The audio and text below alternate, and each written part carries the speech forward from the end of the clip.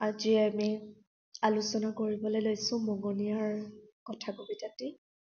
কথা কবিতাটিৰ কবি হৈছে যতীন্দ্ৰ নাথ দুৱৰা। কথা কবিতা 19 শতিকাৰ এক উল্লেখযোগ্য সৃষ্টি।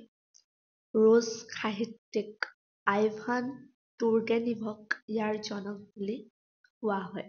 এইবোৰ শ্বৰ্ট কুৱেশ্যন আহে ফাইনেলত। অসমীয়া ভাষাত প্ৰথম কথা কবিতা ৰচনা কৰে যতীন্দ্ৰ নাথ দুৱৰাই। তেওঁৰ কথা কবিতাৰ পুথিখনৰ নাম হৈছে কথা কবিতা।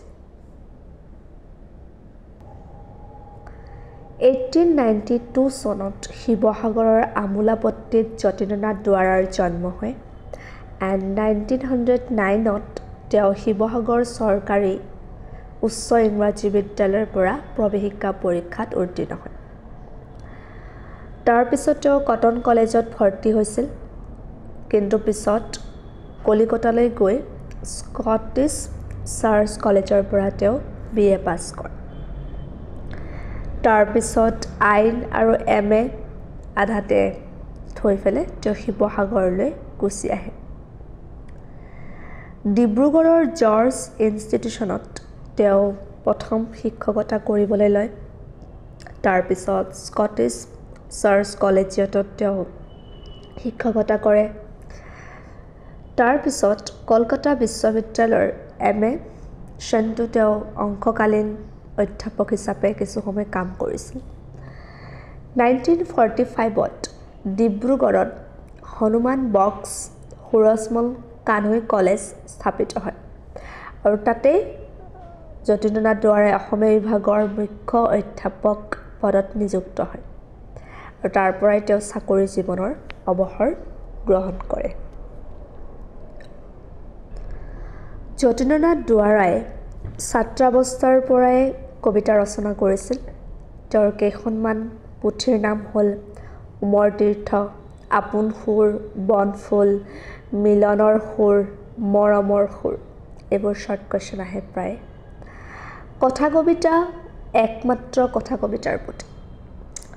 তেওঁ অসমীয়া সাহিত্যৰ প্ৰথমজন কবি যিয়ে নেকি কথা কবিতা ৰচনা কৰে আৰু তেওঁ ৰচনা কৰা কথা কবিতাৰ কিতাপখনৰ নাম হৈছে কথা কবিতা। ফাৰ্চী চুফী কবি উমৰ খায়ামৰ ৰুবায়তৰ প্ৰথম অসমীয়ালৈ ভাৱানুবাদ কৰি যতীন্দ্ৰনাথ দুৱৰাই উমৰ তীৰ্থ পুথিখন ৰচনা কৰিছিল। উমৰ তীৰ্থৰ বুলি যিখন পুথি আছে।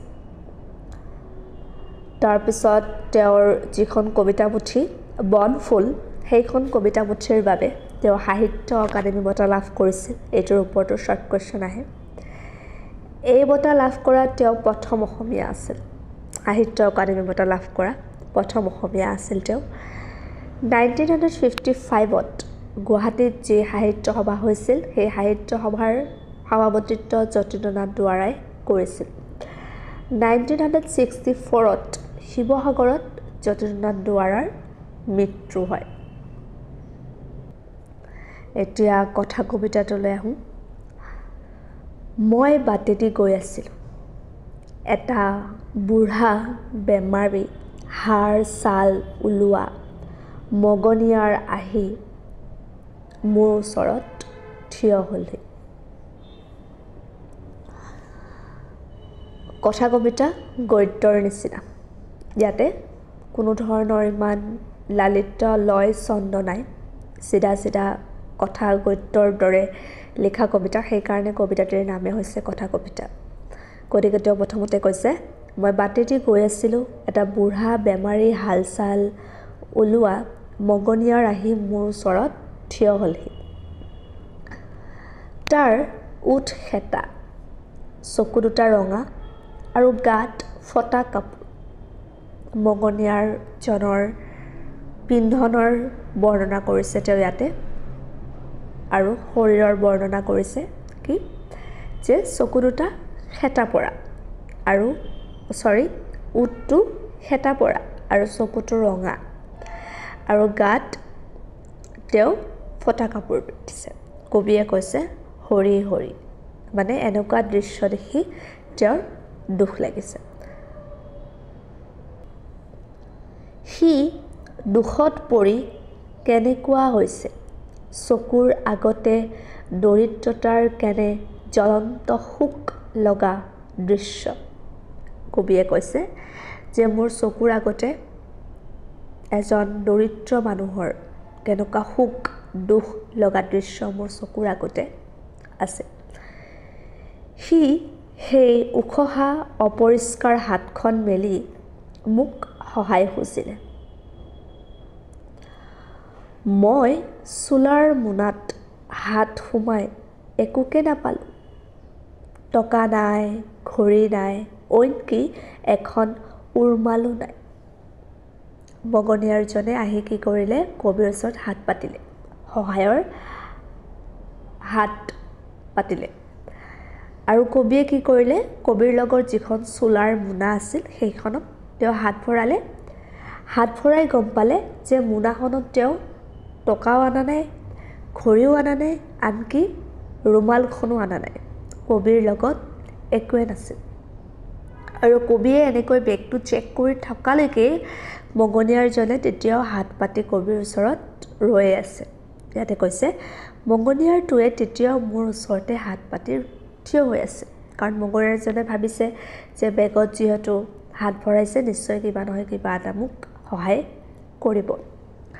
আৰু হাত পাতি থাকোঁতে তাৰ দুৰ্বল শৰীৰ কঁপিবলৈ ধৰিছে, কাৰণ দুখীয়া মানুহ, গতিকে তেওঁ দুৰ্বল হৈ আছে, ভালকৈ খাবলৈ পোৱা নাই, গতিকে তেওঁৰ শৰীৰটো কঁপিব ধৰিছে।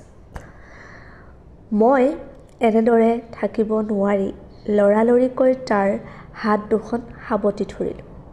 কবিৰ দুখ লাগিল, যিহেতু তেওঁৰ বেগতো একো নাই, গতিকে তেওঁ কি কৰিলে, হাত দুখনে ধৰিলে মগনীয়াৰজনৰ আৰু ক'লে, ককাই মোৰ ওপৰত খং নকৰিবা, মোৰ হাতত একোৱেই নাই। যিহেতু তেওঁ আশাৰে হাত পাতি ৰৈ আছে মগনীয়াৰজন, আৰু কবিয়েও যিহেতু বেগত বিচাৰি আছে, গতিকে যেতিয়া তেওঁ বেগত বিচাৰি একো নাপালে, তেতিয়া তেওঁ ক'লে যে মোৰ ওপৰত খং নকৰিবা, মোৰ লগত একো নাই। মগনীয়াৰজন আচৰিত হৈ মোৰ ফালে এবাৰ চালে, কাৰণ একো দিব নোৱাৰিলেও সাধাৰণতে মানুহে কি কয় যে যোৱা একো নাই, হয়নে, বা খুচুৰা নাই, বা লগত পইচা নাই, এনেকৈ কোৱা যায় মগনীয়াৰক। কিন্তু কবিয়ে যেতিয়া হাত দুখন ধৰিলে, তেওঁ মগনীয়াৰজন আচৰিত হ'ল আৰু কবিৰ ফালে এবাৰ চালে। কবিৰ ফালে এবাৰ চাই হেতা উঠ দুখনৰে অলপ হাঁহিলে আৰু সিও মোৰ হাত দুখনত ধৰি অতি কষ্টৰে মাত লগালে, কি হ'ল একো নাই, ইয়াৰ কাৰণে অশেষ ধন্যবাদ, ইও যে এটা দান। বুজিছা? তাৰমানে কবিয়ে যি সহানুভূতি জনালে হাত দুখন ধৰি, বা যি মৰম বা স্নেহ আছিলে যে মোক খং নকৰিবা, আজি মোৰ লগত একো নাই, সেইষাৰ কবিয়ে নক'লেও হ'লহেঁতেন বা হাত দুখন নধৰিলেও হ'লহেঁতেন, কিন্তু কবিৰ যি মানৱীয়তা বা সহানুভূতি তেওঁ মগনীয়াৰজনৰ ওচৰত দাঙি ধৰিলে, তাৰ বাবে মগনীয়াৰজনৰ খুবেই ভাল লাগিল আৰু সেইকাৰণে ক'লে যে ইও এটা দান। এই যে সহানুভূতি, মানৱীয় সহানুভূতি, সেইটো এটা বহুত ডাঙৰ দান বুলি কৈছে, আৰু কৈছে ইয়াৰ কাৰণে বহুত ধন্যবাদ। ময়ো বুজিলোঁ যে মোৰ এজন লগৰীয়াৰ পৰা ময়ো এটা দান পালোঁ। এই যে মগনীয়াৰজনে কবিক ওলোটাই হাতত ধৰিলে আৰু কষ্টৰে ক'লে যে একো নাই, ইও ইয়াৰ বাবে অশেষ ধন্যবাদ, ইও যে এটা দান। সেইটো কবিয়ে কি পালে, মগনীয়াৰজনৰ পৰা সঁহাৰি পালে যে একো দিব নোৱাৰিলেও নাই, আপুনি যে মাতষাৰ দিছে বা হাত দুখন ধৰি যে সহানুভূতি জনাইছে, সেইটোৰ কাৰণে বহুত ধন্যবাদ। আৰু এইখিনিয়ে আছিল মগনীয়াৰ কথা কবিতাৰ আলোচনাখিনি। ধন্যবাদ।